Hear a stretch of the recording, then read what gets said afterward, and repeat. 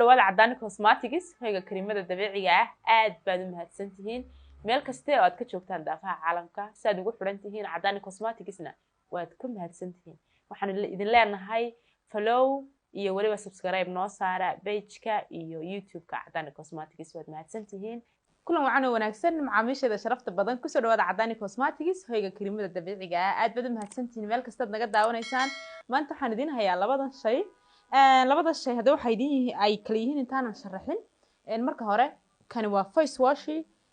wajigaaga ayaad ku maaraysaa aad ku nadiifinaysaa maadaama loo baahan yahay markastood wajigaaga wax marinayso inuu ahaado wajigaagu mid nadiif ah aynu u nimaadno kan waa vitamin E hadda vitamin E gana muxuu u fiican yahay wuxuu u fiican yahay wajiga qalalan ama dadka wajigoodu qalalan yahay waayo qoyaan buu siinayaa waxa kale oo u fiican yahay dadka wajigoodu cascasaanka leeyahay in dadka wajigoodu jacdadka leeyahayna sidoo kale waa uu ka biinayaa oo wajigooda wuxuu ka dhigayaa mid siman bacdeen aku seexan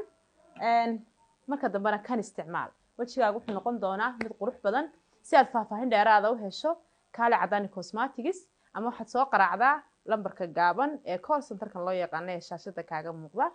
qaad mahadsantahay macallin